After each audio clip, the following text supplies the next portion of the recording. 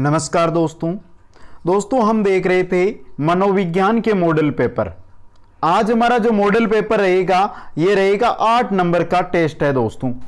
मनोविज्ञान का test number 8 है। हमारा जो दोस्तों लक्ष्य है वो है 30 आपको शिक्षा मनोविज्ञान के मॉडल पेपर देना, जो आपके एग्जाम की दृष्टि से महत्वपूर्ण प्रश्नों से रहेंगे दोस्तों।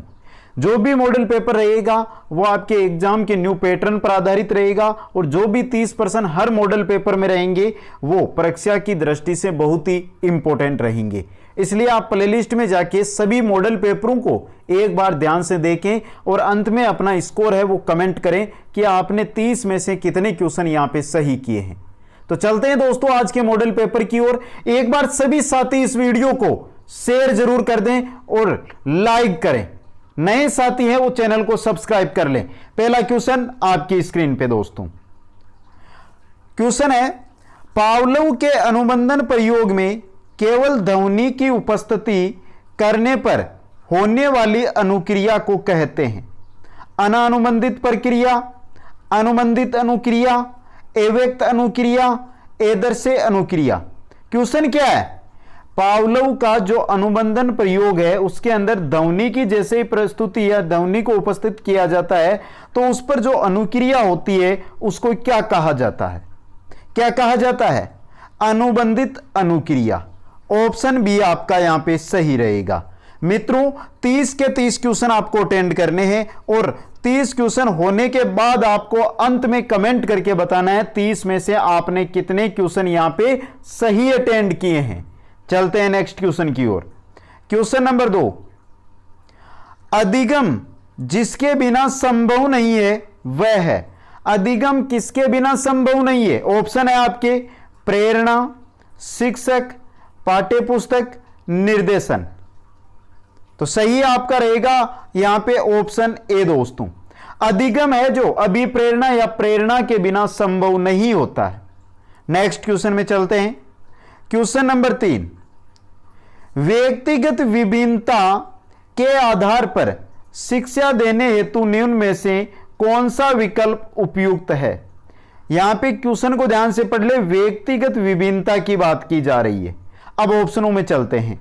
बाल केंद्रित शिक्षण विधियों का प्रयोग, लिंग के आधार पर गृह कार्य में विभिन्नता, बुद्धि के स्तर के आधार पर बालकों का कक्षा विभाजन, लिंग के आधार पर बालकों का कक्षा विभाजन। व्यक्तिगत विभिन्नता के आधार पर शिक्षा देने हेतु यहां पे बुद्धि के स्तर के अनुसार या आधार पे जो बालकों का है कक्षा विभाजन किया जाना चाहिए। सी ऑप्शन सही रहेगा। नेक्स्ट क्वेश्चन में चलते हैं। क्वेश्चन नंबर 4, स्वयं प्रत्यय के निर्माण में सहायक है। कौन सहायक है? अभिप्रेरणा, बुद्धि, स्वास्थ्य या अभिसमता। स्वयं प्रत्यय के निर्माण में बुद्धि सहायक होती है। बी ऑप्शन आपका सही रहेगा। नेक्स्ट क्वेश्चन में चलते हैं। क्वेश्चन नंबर 5, शास्त्रीय अभिकर्मित अनुदेशन जिनके द्वारा विकसित किया गया वह है। शास्त्रीय अभिकर्मित अनुदेशन किनके द्वारा विकसित किया गया? ऑप्शनों में चलते हैं। चार्ल्स पियर्सन के द्वारा, चार्ल्स हल के द्वारा, क्राउंडर के द्वारा, B.F. स्किनर के द्वारा। शास्त्रीय अभिकर्मित अनुदेशन की यहां पे बात हो रही है तो सही ऑप्शन आपका रहेगा सी ऑप्शन, क्राउंडर के द्वारा। मित्रों अगर किसी भी क्वेश्चन में कोई भी आपको डाउट हो, दिक्कत हो तो कमेंट करना। वहां पर कमेंट में आपको वाजिब उसका आंसर बताया या जानकारी दी जाएगी। नेक्स्ट क्वेश्चन में चलते हैं। मेस्लो का सिद्धांत वर्णन करता है। मेस्लो का जो सिद्धांत है वो किसका वर्णन करता है दोस्तों? अधिगम का, प्रत्यक्षीकरण का, चिंतन का या अभिप्रेरणा का? मेस्लो का सिद्धांत अभिप्रेरणा का वर्णन करता है। डी ऑप्शन आपका सही रहेगा। नेक्स्ट क्वेश्चन में चलते हैं। जब शिक्षक द्वारा छात्रों के लिए लघु समूह बनाकर प्रत्येक समूह को विषय संबंधी समस्या दी जाए, छात्र चर्चा का समाधान या निष्कर्ष निकालते हैं। यह किस उपागम की ओर संकेत कर रहा है? पैनल चर्चा की ओर, अभिकर्मित अनुदेशन की ओर, निर्मितवाद की ओर, सिस्टम उपागम की ओर, यह निर्मितवाद की ओर संकेत कर रहा है दोस्तों। सी ऑप्शन सही रहेगा। नेक्स्ट में चलते हैं, क्वेश्चन नंबर 8, निम्नलिखित में से कौन सा तुलनात्मक दृष्टि से शिक्षा मनोविज्ञान का नया क्षेत्र है? शिक्षा मनोविज्ञान का यहां पे नया क्षेत्र कौन सा है? ऑप्शन है मानसिक शक्तियों का सिद्धांत, मूल प्रवृत्तियों का सिद्धांत, पर्यटन एवं भूल का सिद्धांत, उपलब्धि अभिप्रेरणा का सिद्धांत। तुलनात्मक दृष्टि से शिक्षा मनोविज्ञान का जो नया क्षेत्र है वो है उपलब्धि अभिप्रेरणा का सिद्धांत। डी ऑप्शन सही रहेगा। नेक्स्ट क्वेश्चन में चलते हैं, क्वेश्चन नंबर 9 है दोस्तों, एक बालक संगीत का अद्वितीय प्रतिभा का धनी है। संगीत की जो प्रतिभा होती है उसका धनी है दोस्तों। उसके लिए निम्न में से कौन सी श्रेणी सर्वश्रेष्ठ रहेगी? ऑप्शनों में चलते हैं, सृजनशीलता, विशिष्ट, प्रतिभाशाली, बुद्धिमान। संगीत का वो धनी है, संगीत की प्रतिभा का धनी है, वो कौन सी श्रेणी में आएगा? विशिष्ट श्रेणी में। बी ऑप्शन सही रहेगा। नेक्स्ट क्वेश्चन में चलते हैं, कागज पेंसिल परीक्षण किसे कहते हैं? कागज पेंसिल परीक्षण है, यह किसको कहा जाता है? प्रश्नावली परीक्षण को, साक्षात्कार को, जीवनगाथा विधि को, या व्यक्ति इतिहास विधि को? कागज पेंसिल परीक्षण प्रश्नावली परीक्षण को कहा जाता है। ऑप्शन ए आपका सही रहेगा। नेक्स्ट क्वेश्चन में चलते हैं, 11 नंबर क्वेश्चन है, उत्तेजित प्रतिक्रिया सिद्धांत किसने दिया? फ्राइड ने, वाटसन ने, बीएफ स्किनर ने, या थोरनडाइक ने? बात किसकी कर रहे हैं? उत्तेजित प्रतिक्रिया। उत्तेजित प्रतिक्रिया सिद्धांत बीएफ स्किनर ने दिया था। सी ऑप्शन सही रहेगा। 12 नंबर क्वेश्चन है, सृजनात्मकता एवं बुद्धि के सहसंबंध के बारे में कौन सा कथन सही है? सृजनात्मकता एवं बुद्धि का जो संबंध है उसके बारे में कौन सा कथन है जो यहां पे सही है दोस्तों? चलते हैं ऑप्शनों को देखते हैं। व्यक्ति जितना अधिक बुद्धिमान होता है उतना ही सृजनात्मक होता है। सृजनात्मक होने के लिए प्राय औसत से अधिक बुद्धि होनी चाहिए। बुद्धि परीक्षणों द्वारा सृजनात्मकता का सही मापन हो सकता है। बुद्धि परीक्षणों एवं सृजनात्मक परीक्षणों की विषय वस्तु में कोई अंतर नहीं होता। सही कथन यहां पे पूछा है तो ऑप्शन आपका रहेगा बी। सृजनात्मक होने के लिए प्राय औसत बुद्धि से औसत से अधिक बुद्धि होनी चाहिए। नेक्स्ट क्वेश्चन में चलते हैं, शर्म एवं गर्व जैसी भावना का विकास किस अवस्था में होता है? शर्म और गर्व की भावना है उसका विकास है वो किस अवस्था में होता है? शैशवावस्था में, बाल्यावस्था में, किशोरावस्था में, या वृद्धावस्था में? शर्म और गर्व इन भावनाओं का विकास है दोस्तों बाल्यावस्था के अंदर होता है। बी ऑप्शन सही रहेगा। नेक्स्ट क्वेश्चन में चलते हैं, विकास एवं बुद्धि है एक दूसरे के विरोधी, एक दूसरे के समान, एक दूसरे के पूरक, इनमें से कोई नहीं। पूछा किसके बारे में है? विकास और बुद्धि के बारे में। तो यहां पे आपका डी ऑप्शन सही रहेगा, इनमें से कोई नहीं। नेक्स्ट क्वेश्चन में चलते हैं, निम्न में से कौन व्यक्तित्व के बुरे प्रबंध के लिए जिम्मेदार है? इनमें से कौन है जो व्यक्तित्व का बुरा प्रबंधन होता है उसके लिए जिम्मेदार है दोस्तों? सुपर ईगो की अधिकता, अहम, आकांक्षा की कमी, इड। सही जो आपका रहेगा व्यक्तित्व का बुरा प्रबंध के लिए जिम्मेदार होती है आकांक्षा की कमी दोस्तों। सी ऑप्शन सही रहेगा। नेक्स्ट क्वेश्चन में चलते हैं, पहले से विद्यमान पदार्थ या तत्वों को मिलाकर नया योग बनाने की क्षमता ही सृजनशीलता है। यह कथन किसका है? वुडवर्थ का, बेरन का, गिलफोर्ड का, या फिर ड्रेवर का? किसका है? बेरन का यह कथन है दोस्तों। पहले से विद्यमान तत्वों या पदार्थों को मिलाकर नया योग बनाने की क्षमता ही सृजनशीलता है दोस्तों। नेक्स्ट क्वेश्चन में चलते हैं, प्रतिभाशाली बालकों के शिक्षकों को रुचियां होनी चाहिए। जो प्रतिभाशाली बालक है उनके जो शिक्षक है उनमें रुचियां होनी चाहिए। अंतर्मुखी, बहिर्मुखी, उभयमुखी कोई नहीं। ऑप्शन 3 उभयमुखी रुचियां होनी चाहिए उनके अंदर। नेक्स्ट में चलते हैं, क्वेश्चन नंबर 18। सृजनात्मक मौलिक परिणामों को अभिव्यक्त करने की मानसिक प्रक्रिया है। सृजनात्मक है वो मौलिक परिणामों को अभिव्यक्त करने की मानसिक प्रक्रिया है। यह कथन किसका है दोस्तों? क्रो एंड क्रो का, स्टेन का, लुत्ती का या टोरेंस का? सही रहेगा आपका ऑप्शन 1 क्रो एंड क्रो का। नेक्स्ट क्वेश्चन में चलते हैं। अंतर्मुखी बालक की मुख्य विशेषता होती है। क्या विशेषता होती है दोस्तों?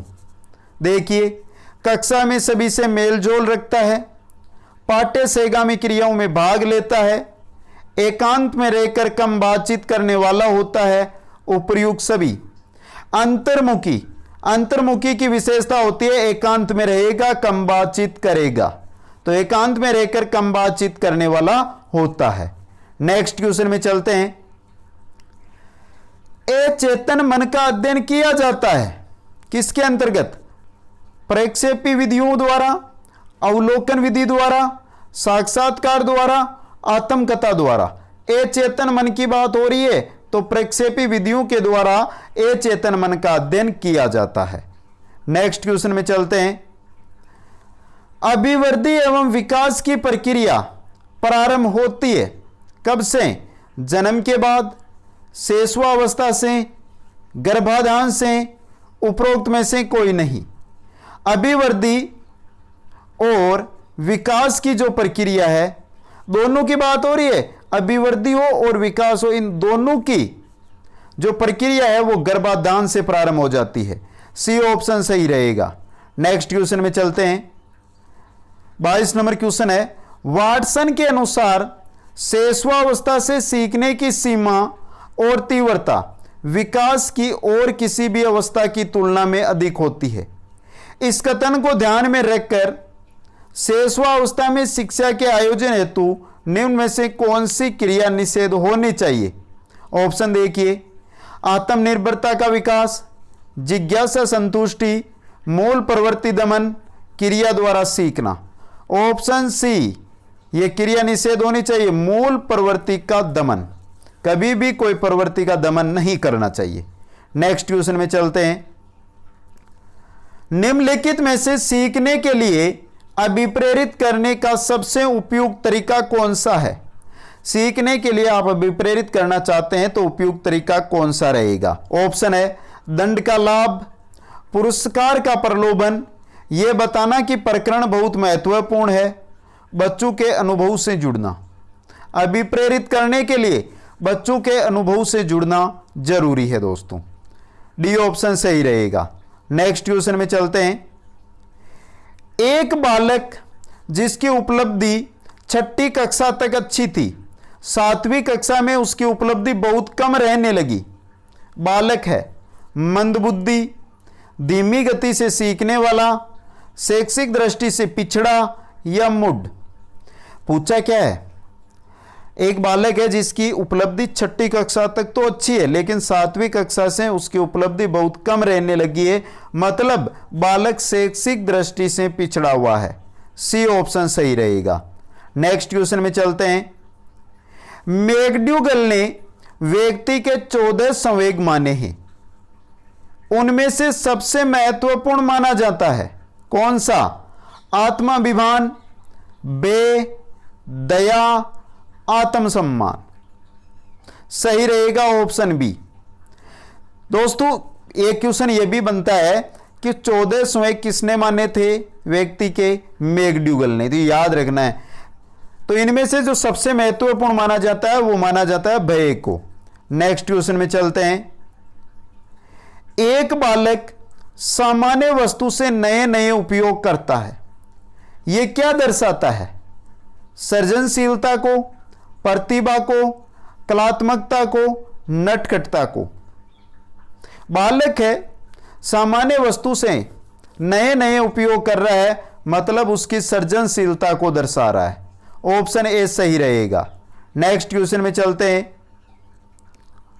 शिक्षा का अधिकार 86वें संविधान संशोधन 2002 द्वारा शुरू हुआ था, लेकिन इसको कानूनी दर्जा कब मिला? 4 अगस्त 2009 को, 4 अगस्त 2011 को, 8 अगस्त 2009 को, 8 अगस्त 2011 को। सही रहेगा आपका ऑप्शन ए 4 अगस्त 2009 को। नेक्स्ट क्वेश्चन में चलते हैं। विद्यालय योजना आदर्श होने के साथ साथ यथार्थता से जुड़ी होनी चाहिए। आप इस कथन से कहां तक सहमत हैं? ऑप्शन है असहमत हैं, सहमत हैं, आंशिक सहमत है, कुछ कहा नहीं जा सकता। विद्यालय योजना आदर्श हो और साथ में यथार्थता से जुड़ी हो, तो इस कथन से सहमत हैं। ऑप्शन बी सही रहेगा। नेक्स्ट क्वेश्चन में चलते हैं। ग्राम पंचायत का चुनाव संगठन एवं कार्य प्रणाली किस शिक्षण विधि द्वारा करवाना चाहेंगे आप? व्याख्यान विधि, वाद विवाद विधि, प्रोजेक्ट विधि, समस्या समाधान विधि। सही रहेगा ऑप्शन सी प्रोजेक्ट विधि द्वारा। चलते हैं क्वेश्चन नंबर 30 की ओर। अंतिम क्वेश्चन है। इसके बाद आपने 30 में से कितने क्वेश्चन सही अटेंड किए हैं कमेंट कर देना और साथ में बता देना कि यह क्वेश्चन आपको कैसे लगे। वस्तुनिष्ठ परीक्षण प्रणाली श्रेष्ठतर है क्योंकि, ऑप्शन देखिए, यह सीमित समय में पूर्ण हो जाती है, पूरे पाठ्यक्रम में प्रसारित होती है, उत्तर देना सरल है, जांच कार्य भी सरल होता है। ऑप्शन बी आपका यहां पे सही रहेगा। वस्तुनिष्ठ जो परीक्षण प्रणाली है यह श्रेष्ठतर है क्योंकि पूरे पाठ्यक्रम में यह प्रसारित होती है। तो मित्रों जल्दी से बताइए 30 में से कितने क्वेश्चन आपने सही किए। अगर किसी भी क्वेश्चन में डाउट है तो कमेंट जरूर करें। वीडियो को लाइक, शेयर और चैनल को सब्सक्राइब करें। आप सभी को बहुत बहुत धन्यवाद।